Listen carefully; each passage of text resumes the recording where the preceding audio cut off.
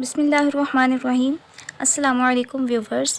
عام طور پر یہ جو ابتدائی قاعدہ ہے، چاہے نورانی قاعدہ ہو، مدنی قاعدہ ہو یا کوئی بھی قاعدہ ہو جو مدرسین حضرات قرآن پاک پڑھنے والے بچوں کو پڑھاتے ہیں، تو اس قاعدے کو جب وہ اچھے طریقے سے نہیں پڑھاتے تو اس کا اثر بچے کے اندر پورا قرآن پاک پڑھنے تک باقی رہتا ہے۔ اور قاعدہ تو بچے کمپلیٹ کر لیتے ہیں، لیکن اس کے باوجود انہیں قاعدہ پڑھنا نہیں آ رہا ہوتا، اور جب قاعدہ اچھے طریقے سے نہیں پڑھ سکتے تو وہ قرآن پاک بھی اچھے طریقے سے نہیں پڑھ پاتے۔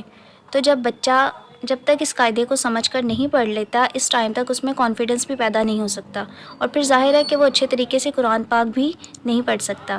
اگر آپ چاہتے ہیں کہ آپ کا بچہ قرآن پاک کو فر بغیر کسی غلطی کے پڑھے، تو آپ کو چاہیے کہ اپنے بچوں کا زیادہ سے زیادہ ٹائم ان 2 تختیوں پر لگوائیں۔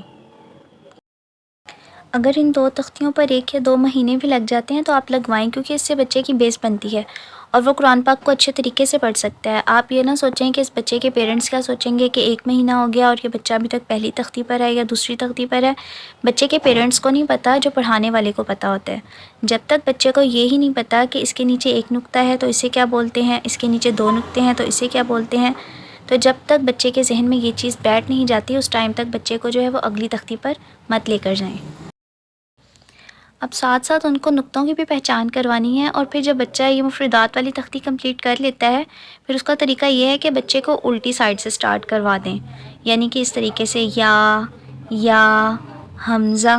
اس کے ساتھ ساتھ وائٹ بورڈ پر ایک ایک ورڈ لکھ کر بچے سے پوچھیں یہ کیا ہے، یہ کیا ہے۔ جب بچہ فر آپ کو جواب دیتا جائے، یہ لام ہے، یہ قوف ہے، ہا ہے، عین ہے، پھر آپ سمجھ جائیں کہ آپ کا بچہ جو ہے وہ اگلی تختی پر جانے کے لیے تیار ہے۔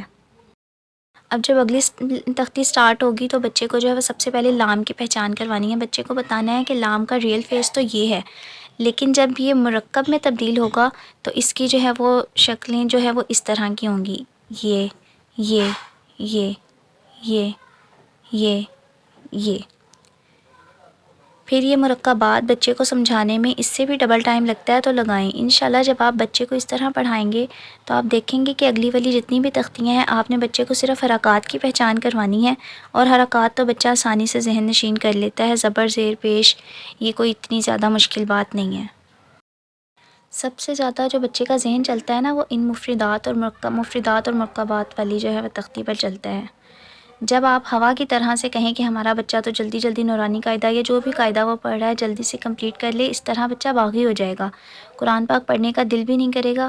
جب اس کو پڑھنا ہی نہیں آ رہا، اس کو مرکبات مفردات کی پہچان ہی نہیں ہے، تو وہ آگے کیسے بڑھ سکتا ہے؟ بچے کے ذہن پر برڈن ہی رہے گا اور وہ کامچور ہو جائے گا، ٹیچرز کا بھی ڈر، یہاں سے پیرنٹس کا بھی ڈر، اور وہ ضد کرے گا کہ میں پڑھنے نہیں جاؤں گا۔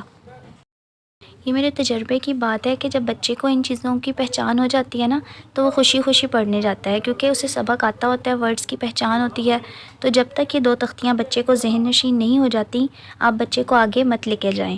تو پیرنٹس جب قاری یا قاریہ کے پاس جاتے ہیں تو ان سے یہ بات خود کہیں کہ پہلی 2 تختیاں یہ ہمارے بچے کو بہت اچھے طریقے سے پڑھانی ہیں، اور اس کے لیے میں ریکمینڈ کروں گی کہ وائٹ بورڈ یوز کریں اور بچوں کو جو ہے وہ پریکٹیکلی پریکٹس کروائیں۔ امید کرتی ہوں کہ آج کی یہ ویڈیو آپ کے لیے فائدہ مند ہوگی اور پسند بھی آئی ہوگی۔ اللہ آپ کو اور مجھے عمل کی توفیق دے، آمین۔ اور اگر ویڈیو پسند آئی تو ویڈیو کو لائک اور شیئر کر دیں، اور میرے چینل کو سبسکرائب کر دیں۔ Thanks for watching.